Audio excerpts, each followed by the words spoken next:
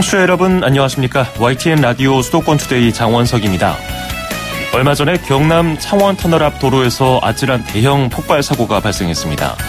대형 차량과 관련한 사고가 잇따르고 있습니다. 이번에는 어떤 문제가 있었고 이런 사고가 다시 발생하지 않도록 하려면 무엇을 유념해야 할지 잠시 뒤 투데이 포커스에서 정관목 교통안전공단 교수 연결해서 알아보겠습니다.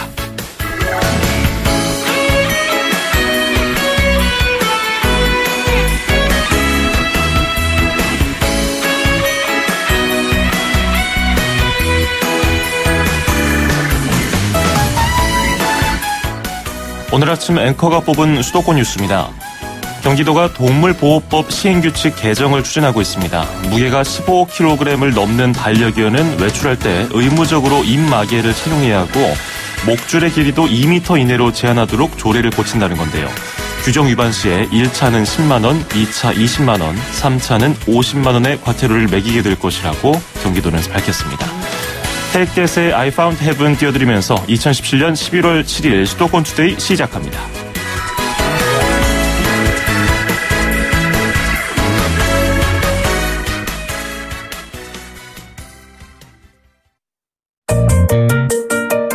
음악과 수도권 뉴스가 한방에 수도권 전문 방송 수도권 투데이.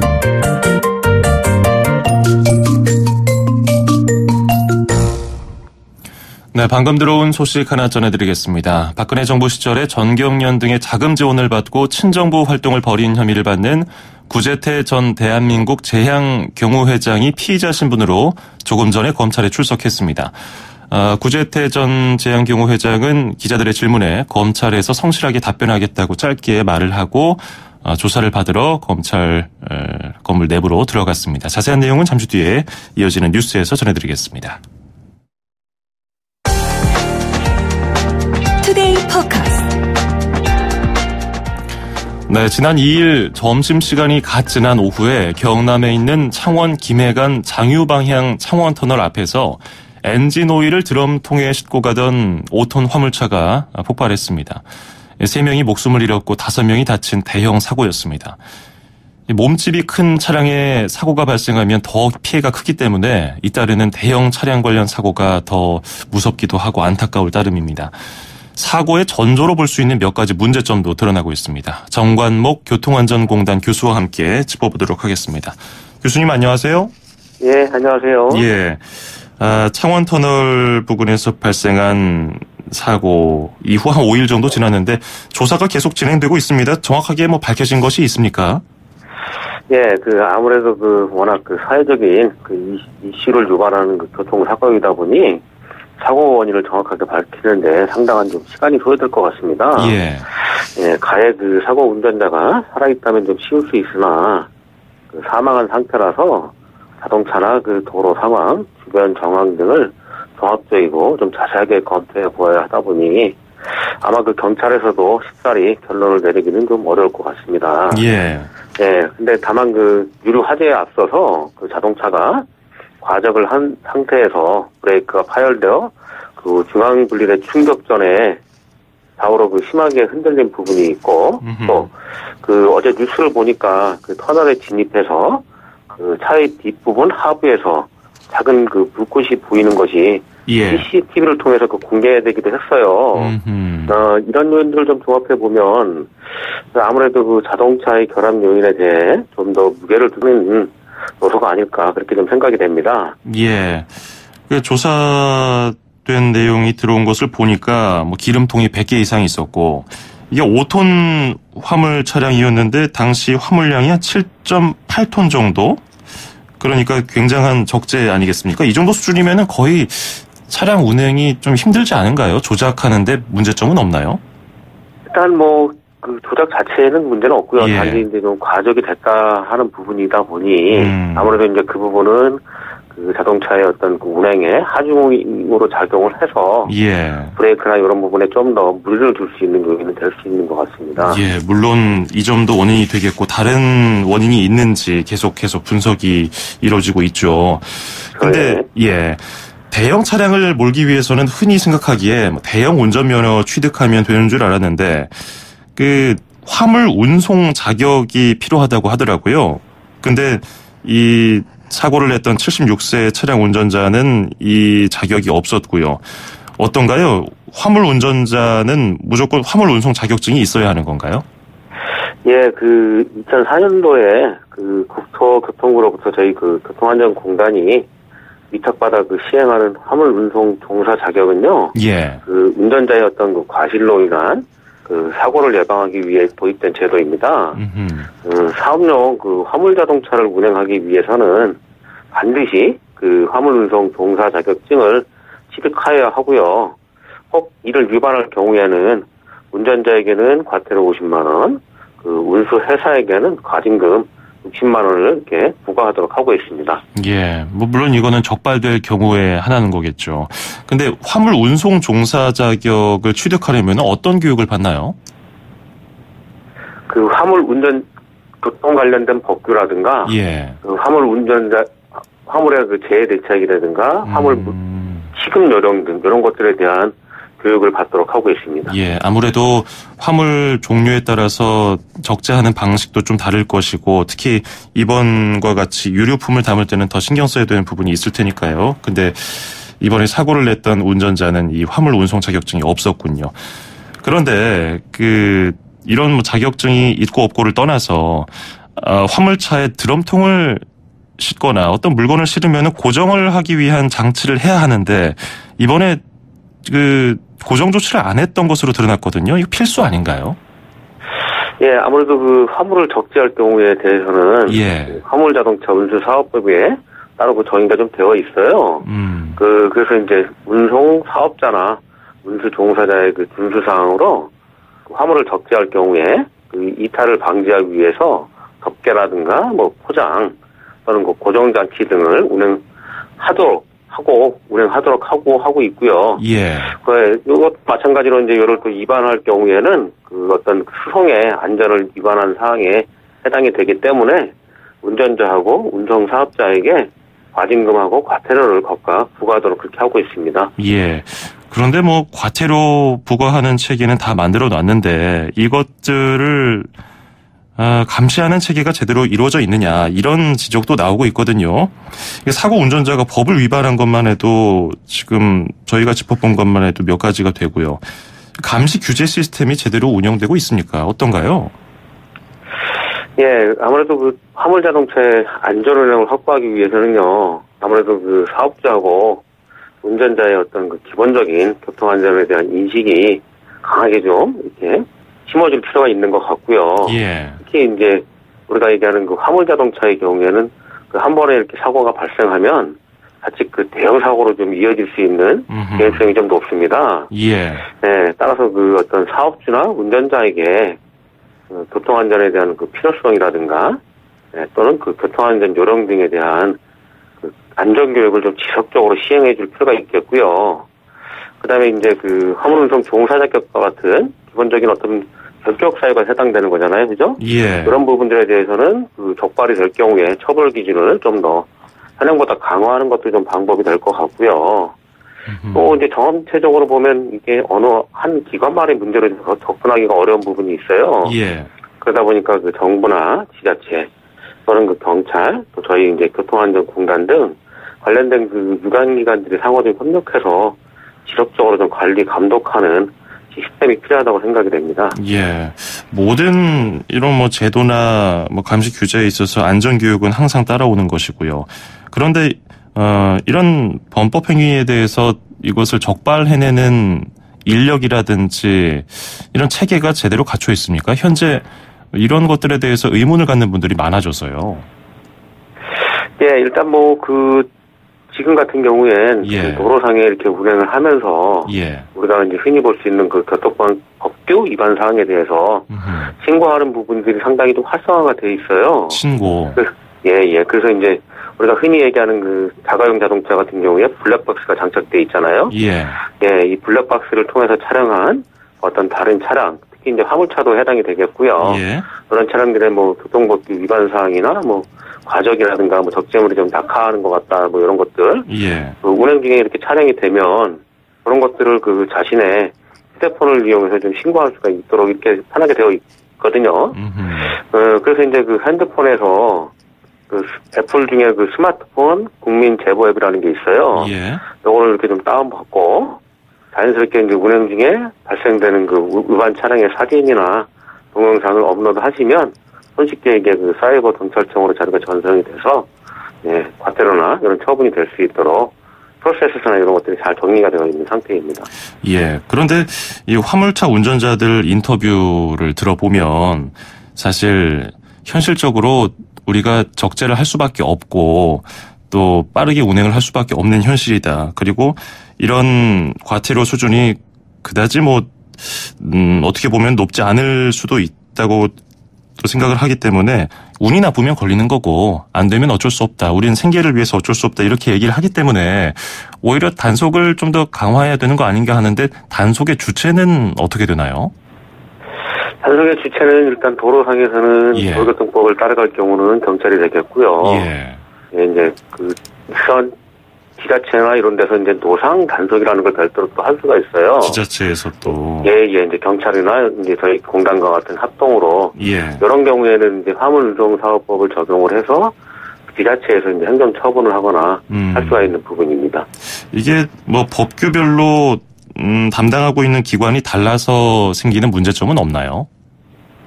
약간 그런 문제가 있을 수도 있긴 합니다만 예. 그런 것들은 이제 어떻게 보면 이런 그 대형 사고를 계기로 해서 지금 저희가 구축하거나 나아갈 방향들을 이렇게 하고 있는 사업들을 좀 더 체계적으로 시스템적으로 좀 정리를 해서 진행하면 어느 정도 좀 해소가 되지 않을까 싶습니다. 예.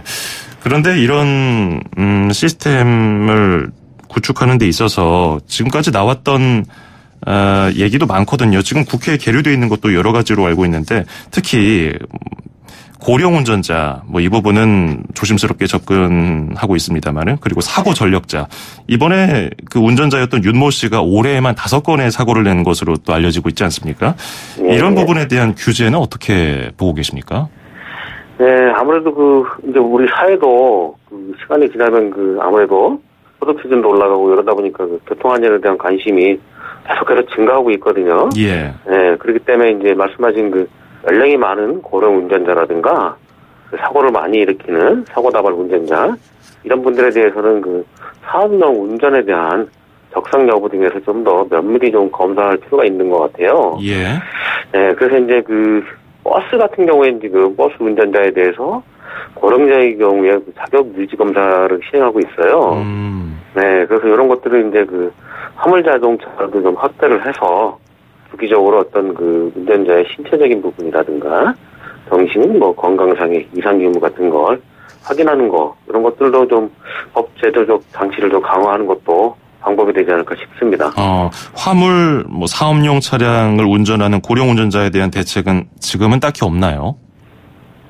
일단 현재로 나와 있는 것들은 예. 나와 있는 수준에서 돌아가고 있는 거기 때문에 새로 어떻게 보면 만들지 않는 상태에서 없는 겁니다. 그리고 사고를 많이 냈다고 해서 따로 운전을 제한하는 이런 것도 없는 건가 보네요. 예, 그런 것도 따로는 없고 다만 이제 한 건의 사고로 대형 사고 우리가 이제 8주를 기준으로 하고 있거든요. 예. 예, 이렇게 이제 사고를 일으키는 경우에는 운행에 앞서서 예. 교통안전 체험 교육을 받도록 예, 이렇게 이제 어떻게 보면 이론상의 이제 교육만 주로 이루어지고 있는 부분이 많이 있어요. 예. 그러다 보니까 이제 실제 지금과 같이 과적이라든가 이런 거 했을 때 이제 실제 브레이크가 얼마나 제동거리가 작동하는지 이런 것들을 그냥 이론으로만 듣다 보니까 실제 다 모를 수 있잖아요. 그런 것들을 이제 실제 화물차를 가지고 별도의 이제 교육 장소에서 교육을 통해서 좀 위험성을 느끼도록 하는 그런 것들은 좀 이루어지고 있는 부분이 이것도 인명 피해 하나인 거 아닌가요? 그러니까 물적인 피해나 그냥 가벼운 추돌 사고나 이런 것에서는 이런 교육에 받을 필요가 없는 거잖아요, 그렇죠? 예, 그런 것들은 따로 없고요. 인명 피해의 경우에 또 하나 있는 부분이 있는데 통상 이제 3주 이상이 되게 되면 좀 전에 말씀드렸던 내용이 이제 부수적으로 교통 운전 적성 정밀 검사라고 해서 운전에 대한 이 적성이 좀 있는지 없는지를 한 번 더 확인하는 그런 절차는 있습니다. 그렇군요. 이렇게 되고 이제 사고가 많이 나거나 이렇게 되면 아무래도 이제 보험료가 올라가게 되잖아요. 이런 부분들을 이제 사실 운전자가 스스로 이제 느껴서 안전 운전을 해야 되겠다 이렇게 좀 만들어야 되는 부분도 일부 좀 필요한 부분이라고 생각이 되고요. 그렇군요. 자, 끝으로 이것 하나 더 짚어보죠. 화학물질 운송 차량에 대한 실시간 모니터링 시스템을 구축하겠다고 정부가 지난 4년 전에 발표를 했습니다. 당시에 2012년이었나요? 구미에서 불산이 누출되고 나서 이듬해 종합대책이 나와서 그것이 이제 내년에 시범 사업을 할 것으로 알려져 있는데 아직 좀 준비가 부족하다는 지적이 있거든요. 이 모니터링 시스템에 대해서 어떻게 보고 계십니까? 예, 확인해 보니까 이게 저희 그 교통안전공단에서 예. 그 국토교통부로부터 위탁받아서 사업을 시행하고 있는 겁니다. 예, 그래서 이제 현재는 어떻게 그 사업이 구체적으로 진행된 단계는 아니고요. 아마 그 올해 말까지 그 ISP라고 그 정부와 전략 계획을 수립하고 있어요. 예. 예, 그래서 아마 그 전체적인 사업 추진 방향이 설정이 되는 단계인 것 같고, 그게 이제 진행이 되어 봐야 어떤 그 향후 추진 계획에 대한 의견이나 이런 것들이 좀 나올 수 있을 것 같고요. 예. 예, 아무래도 근데 다만 그 현 단계에서는 그 화물 자동차에 의한 그 대형 사고의 위험성들이나 그 어떤 관련된 문제점들이 좀 많이 나타나고 있잖아요. 그죠? 예. 그래서 이런 것들을 좀 충분히 반영할 수 있도록 해서 그 계획을 수립해서 시행할 필요가 있다고 좀 생각이 됩니다. 이것도 아직 현실에 적용하려면은 좀 멀어 보이네요. 네, 시간이 좀 필요한 것 같습니다. 그렇군요. 아니, 모니터링 시스템은 뭐를 실시간으로 점검하는 건가요? 예, 이제 위험물 자동차가 어떠한 위험물을 실었고 그것들을 어디에서 어디까지 운송을 하며 이렇게 운송하는 시간은 얼마나 될 것이고 이런 것들은 이제 실시간 궤적이나 이런 것들을 확인을 하게 되겠고요. 예. 그렇게 되면 이제 이동 경로가 나타날 것이고 이동하는 중에 속도가 얼마가 될 것이며 이런 것들이 좀 있지 않겠습니까? 그렇군요. 그런 것들을 모니터해서 뭐 속도가 높은 경우엔 속도를 낮추도록 또 특정한 위험물이 한 곳에 뭐 집중적으로 이동을 한다라고 하면 좀 더 이제 모니터를 감시해서 예. 어떤 그 위험 요소가 발생되지 않을까 사전에 뭐 대비할 수 있도록 하는 뭐 그런 등등의 예. 어떤 감시 체계라고 볼 수 있을 것 같습니다. 예. 예. 오늘 말씀 여기까지 듣죠. 고맙습니다. 예, 감사합니다. 네, 지금까지 교통안전공단의 전관목 교수였습니다. 수도권에서 일어나는 모든 소식을 함께합니다. 수도권 투데이. 길에서 보고 듣는 세상, 뉴스에서 접한 궁금한 점들, 운전하면서 겪는 희로애락, 생활 속 이야기를 풀어주세요. 세상 사는 이야기 함께 나눠보는 운수대통, 만사형통, 통통 메시지. 안녕하세요. 저 인천 시내버스 기사입니다. 원래 버스에는 음식물을 가지고 못 타게 돼 있잖아요. 그런데 그걸 가지고 타면 퇴근 시간에는 손님들이 어딘가 하면 자기 휴식 공간이라고 퇴근할 때는 전부 다 하루 종일 지쳐가지고 일하다가 버스 타고 오는데 전부 다 흘려가지고 버스에다 쏟아놓고 말이지 커피를 뭐 음료수병 김밥 어떤 사람들은 맥주도 먹어요. 차 안에서 기사들이 알 수가 없잖아. 뒤에서 그런 맥주 깡통 이런 걸 전부 다 두고 내리니까 그 손님들이 전부 다 자기 그걸 지향을 해가지고 안 가지고 타야 되는데 그 가지고 타니까 그게 문제지. 인천시도 그렇게 하고 있는데 손님들이 그렇게 안 하는 거죠. 인천시 운수과에서 공보 자료를 준비를 해가지고 시민들한테 음식물 가지고 승차하지 말라고 홍보를 좀 했으면 좋겠어요. 인천시에서 버스가 너무 지저분하고 막 쏟아놓고 그런 불쾌하고 타는 승객들이 버스 승차하실 때 음식물 가지고 승차하지 못하도록 계도 좀 해주시고 홍보를 인천시에서도 많이 해줬으면 좋겠어요. 인천에서 아주 그게 좀 부족한 것 같습니다. 많이 홍보를 해야 되겠지만 시민의식 가지고 시민들도 적극적으로 동참해줬으면 좋겠어요.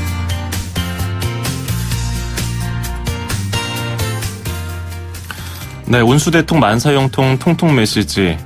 오늘은 어제에 이어서 커피컵을 들고 타는 승객에 대한 인천 버스기사님의 의견을 들어봤습니다. 그렇죠. 버스는 아무래도 좀 더 흔들림이 많고 또 어떤 돌발 상황에 대처할 수 있는 상황이 많기 때문에 커피를 들고 탔을 때 그것을 쏟게 되면 뭐 버스 내부가 더럽혀지는 것도 그렇고 그것을 뭐 상상하기는 싫지만 사람에게 쏟을 경우에는 뭐 굉장히 불쾌할 수도 있고요. 뜨거운 경우에는 아찔한 상황까지 갈 수도 있으니까 그걸 좀 걱정하는 마음에 이런 말씀해 주신 것 같습니다. 어제도 말씀드렸지만은 이것을 어떤 법으로 강제하기에는 좀 무리가 있을 것 같기도 하고요. 사회 통념상. 그렇기 때문에 우리가 한 번쯤 생각해보는 시간을 가지면 좋을 것 같습니다. 자, 수도권 투데이 운수대통 만사형통 통통메시에 참여하시면요. 온라인 강의 수강권, 말할 수 있는 영어, 수원 영어에서 드리는 온라인 강의 수강권을 드리고요. 포뮬라1 건강한 식사와 쉐이커, 허벌라이프에서 제공하는 쉐이커도 드리겠습니다. 짧은 문자 50원, 긴 문자 100원이 드는 샵 0945, 우물정 0945로 보내주시기 바랍니다. 자, 그리고 이전에 속보가 들어와서요. 하나 더 전해드리고 진행을 하겠습니다. 이명박 정부 시절에 군 사이버사령부의 정치 공작을 지시한 혐의를 받고 있는 김관진 전 국방부 장관이 조금 전에 피의자 신분으로 검찰에 출석을 했습니다. 기자들의 질문에 한 두 가지 정도 얘기를 했는데요. 북한의 기만적인 대남 선전 선동에 대비해서 만든 것이 사이버 사령부다. 최선을 다해서 북한의 이런 선전 선동에 대응을 했다. 이렇게 짧게 밝히고 들어갔고요. 또 이명박 대통령에게 보고했냐는 질문에는 대답을 하지 않고 검찰총사 안으로 들어갔습니다. 자, 다시 한번 말씀드리겠습니다. 군 사이버사령부 정치 공작을 지시한 혐의를 받고 있는 김관진 전 국방부 장관이 조금 전에 피의자 신분으로 검찰에 출석을 했습니다. 대체적으로 혐의는 부인하는 듯한 모습을 보이고 청산으로 들어갔고요. 검찰은 청와대 등 공작을 지시한 윗선을 확인할 방침이라고 밝혔습니다. 자세한 사항은 이어지는 뉴스에서 전해드리겠습니다. 노래 듣고 2부에서 뵙죠. 조지 벤슨입니다. Stairway to Love. 2,500만 수도권 청취자를 위한 모든 소식이 한자리에 YTN 뉴스 FM 수도권 투데이. FM 94.5MHz YTN 뉴스 FM 수도권 투데이 2부 듣고 계시고요. 저는 아나운서 장원석입니다. 2부에는 건강한 이야기 그리고 서울시 소식 전해드리고요. 먼저 건강 상식부터 알아보겠습니다. 수도권 투데이 청취자 여러분, 건강하세요. 쉽고 재밌게 풀어보는 건강한 이야기. 100세 시대 사람들의 가장 큰 관심사는 나의 몸입니다. 건강을 위한 일상의 정보와 팁을 주실 분 만나보죠. 인제대 서울백병원 가정의학과의 강재헌 교수와 함께하겠습니다. 안녕하세요. 안녕하세요. 예, 오늘은 어떤 이야기를 해볼까요? 예, 이제 쌀쌀해지고 있는데요. 예. 오늘 노로바이러스에 대해서 말씀드릴까 합니다. 노로바이러스. 네. 특히 겨울철에 고생하시는 분들이 많은데 오늘 노로바이러스에 대해서 궁금한 점 있으시면요. 짧은 문자 50원, 긴 건 100원이 드는 샵 0945, 우물정 0945로 질문 보내주시기 바랍니다. 노로바이러스 정확히 뭘까요? 예, 노로바이러스는 감염을 일으키는 일종의 바이러스 중 하나인데요. 예. 특별히 위장에 염증을 일으켜서 소위 식중독 증상을 유발하는 그런 바이러스입니다. 아하.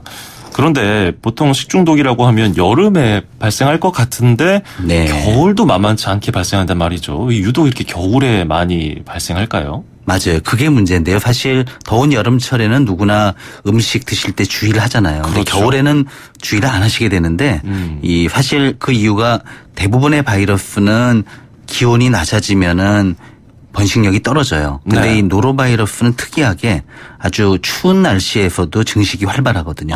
그러다 보니까 상대적으로 겨울철에는 식중독하면은 대부분 노로바이러스가 원인인 경우가 많습니다. 예. 실제로 일상생활에서 주의를 좀 덜 기울이는 측면도 있고 게다가 바이러스까지 왕성하게 활동을 하니까 아주 안 좋은 게 두 가지가 겹치는 건데요. 네네. 근데 감기가 올 것 같으면 몸이 으슬으슬하고 기침도 나고 이런 뭐 전조 증상이 있지 않습니까? 네네. 노로바이러스도 약간 이런 것을 알 수 있는 전조 증상이 있을까요? 네, 그렇습니다. 이제 노로바이러스에 감염이 되면은 하루나 이틀 정도는 잠복기가 있거든요. 예. 그러니까 노출된 이후에 하루 이틀은 증상이 없다가 구역질이 난다든지 구토를 한다든지 또 몸이 춥고 복통, 설사 등의 증상이 나타나고요. 마치 감기 증상처럼 근육통이나 두통, 발열이 나타나기도 하고요. 특히 그 설사의 경우는 물처럼 묽게 나오는 경우가 많고요. 예. 그래서 제일 큰 문제가 되는 게 배가 많이 아프거나 또는 탈수 증상이 심해지는 게 제일 큰 문제입니다. 아니 근데 뭐 처음에는 감기인 줄 알았지만 배 아프고 뭐 설사하면은 당연히 뭐 배탈이 났다, 노로바이러스겠거니 생각을 하잖아요. 네네. 근데 그때 뭐 밥을 먹긴 뭐 하고 그렇다고 물을 안 먹기도 뭐하고. 근데 물만 마셔도 좀 고생하시는 분들이 있거든요. 이런 분들은 어떻게 긴급하게 대처를 하면 좋을까요? 네, 사실 노로바이러스에 감염이 되면은 예. 토하고 설사하기 때문에 탈수가 된다든가 전해질 불균형이 생기는 게 제일 문제거든요. 예. 그래서 아주 심할 때는 소위 링거라고 그래가지고 수액 주사를 맞기도 하지만 집에서는 물을 많이 마시는 것도 도움이 되고요. 그냥 물만으로 부족할 경우에는 이온 음료도 도움이 될 수가 있어요.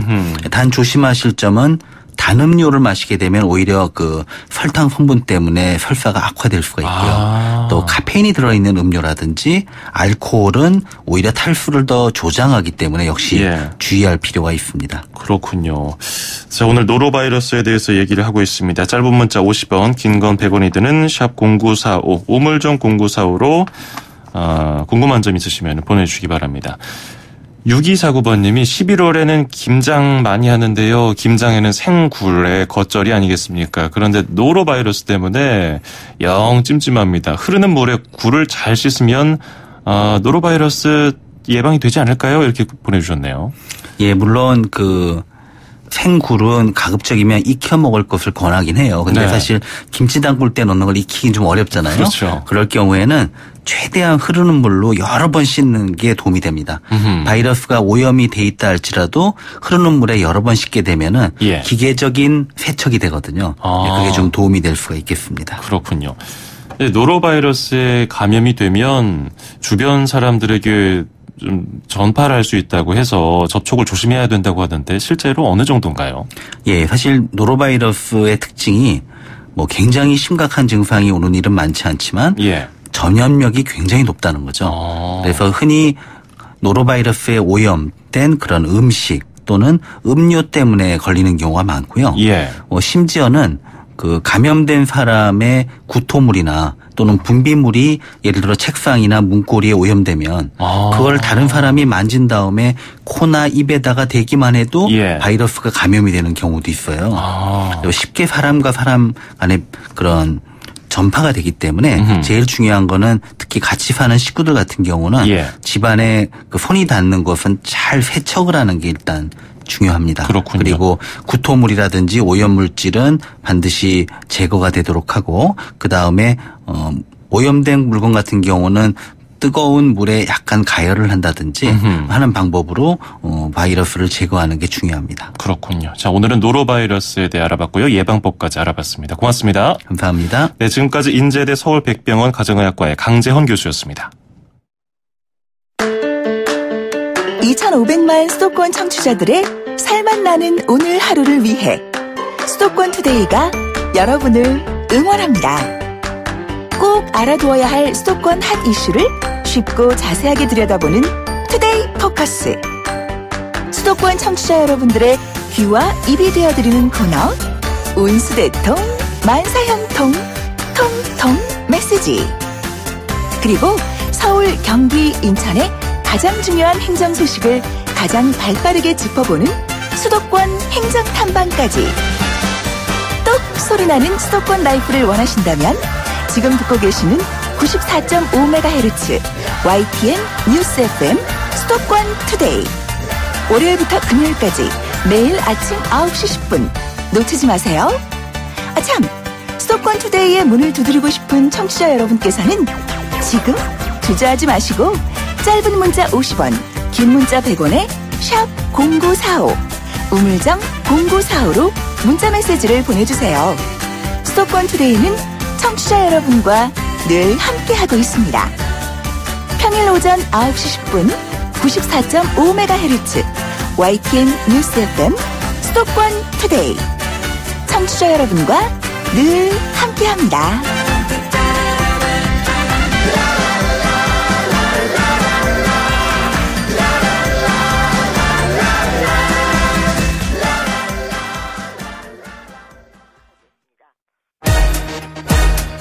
출입처 기자들의 수첩을 살짝.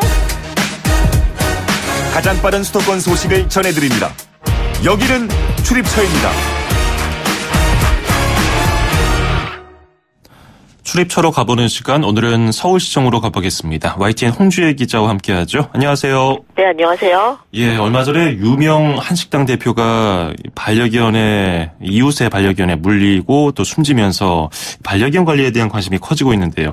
근데 유기견은 그나마 관리가 좀 힘들어 보이는데 유기견과 관련해서 출동 요청이 늘고 있다고요. 네, 서울시 소방재난본부가 지난 2014년부터 유기견과 관련한 현장 대응 활동 통계를 분석했습니다. 출동 요청이 2014년 1,493건, 2015년 2,220건, 지난해 4,085건 이렇게 매년 꾸준히 늘고 있습니다. 예. 올해는 지난달까지 4,539건이나 출동 요청이 들어와서 하루 평균 15건 이상씩 처리한 셈입니다. 대부분은 유기견이 배회하고 있다거나 위협한다는 신고였는데요. 유기견에게 물렸다는 그런 신고도 접수됐습니다. 예. 83건이나 접수됐는데요. 이 역시 2015년엔 5건이었는데 1년 뒤 30건으로 증가폭이 큽니다. 또 유기견의 출몰 형태를 보면 2마리 이상 떼지어 나타난 경우가 전체의 10%를 차지했습니다. 5마리 이상 떼를 이루어 출몰한 151건을 자세히 들여다보니 51%는 산에서 발생했고 13%는 아파트에서였습니다. 아파트도 대부분은 산 주변 아파트였는데요. 유기견들이 산을 기반으로 야생에 적응하는 것으로 볼 수 있습니다. 예. 서울시도 그래서 유기동물을 줄여나가기 위해서 여러 노력을 펼치고 있다고요? 네, 서울시는 유기동물 입양률을 높이고 안락사를 줄이기 위해 원래 10일이었던 유기동물 보호기간을 20일로 연장했습니다. 또 반려견 유기와 유실을 막을 목적으로 동물 등록제를 시행하고 있습니다. 아울러 구조한 동물을 치료하고 보호자가 숨지거나 학대 등을 저질러 더는 사육할 수 없을 때 긴급 보호 조치를 펼치는 서울동물복지지원센터를 운영합니다. 서울시는 이런 사업의 결과 유기동물 발생이 2010년 18,600여 마리에서 지난해 8,600여 마리로 줄었다고 평가합니다. 예. 그래도 우리가 일상생활을 하면서 훈련을 받지 않은 맹견이라든지 주인이 없는 유기견을 만날 수 있을 텐데 그때 어떻게 대처하면 좋을까요? 네, 서울시 소방재난본부가 안내한 시민 행동 요령을 소개해드리겠습니다. 먼저 목줄이 풀린 개에게는 함부로 다가가선 안 됩니다. 또 개는 강하고 명확한 소리에 약하다고 하는데요. 때문에 굵고 강한 목소리로 고함을 쳐서 단호하게 쫓아내는 게 좋습니다. 직접 눈을 마주치는 행동은 개에겐 공격적인 의사로 비칠 수 있어서 얼굴을 살짝 돌리고 슬며시 개를 주시하는 것도 요령입니다. 무엇보다도 갑자기 도망치면 개의 추적 본능이 자극돼서 삼가야 합니다. 천천히 뒤로 물러나거나 가방이나 신발을 던져서 개의 관심을 돌린 뒤 현재 상황에서 벗어나는 게 대안입니다. 가장 중요한 건 개에게 물렸을 때 긁히거나 가벼운 상처라고 대수롭지 않게 넘기지 말고 반드시 병원을 찾아 치료받아야 한다는 겁니다. 예. 자, 그리고 날이 쌀쌀해진 것을 보니까 이제 수능 시험이 다가오겠거니 했는데 어느새 다음 주 목요일이죠? 네. 맞습니다. 이제 열흘도 안 남았어요. 오늘 16일이죠. 시험에서 제 실력을 발휘하려면 마음을 안정시키는 게 가장 중요한데 그러기 위해선 지각은 금물이죠. 예. 서울시설공단이 수능을 치르는 장애인 수험생을 위해 장애인 콜택시 우선 배차 서비스를 제공합니다. 1, 2급 지체와 뇌병변 장애인, 또 휠체어를 타는 1, 2급 장애인이 이용할 수 있습니다. 오늘부터 시험 당일인 16일까지 전화 1588-4388로 신청하면 됩니다. 수능 당일 보사장에 갈 때와 시험이 끝나고 집에 돌아갈 때까지 신청 가능합니다. 서울시설공단은 사전 예약을 미처 하지 못했더라도 당일에 이용 신청을 하면 수험생에게 우선 배차하겠다고 밝혔습니다. 예, 장애인 콜택시 우선 배차 서비스 1588-4388, 1588-4388로 신청하시면 되겠습니다. 오늘 잘 들었습니다. 고맙습니다. 네, 고맙습니다. 네, 지금까지 서울시 소식 YTN 홍주혜 기자에게 들었습니다.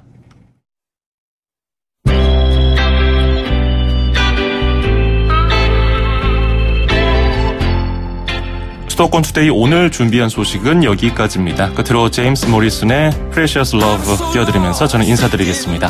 내일 아침 9시 10분에 뵙죠. 장원석이었습니다. 고맙습니다.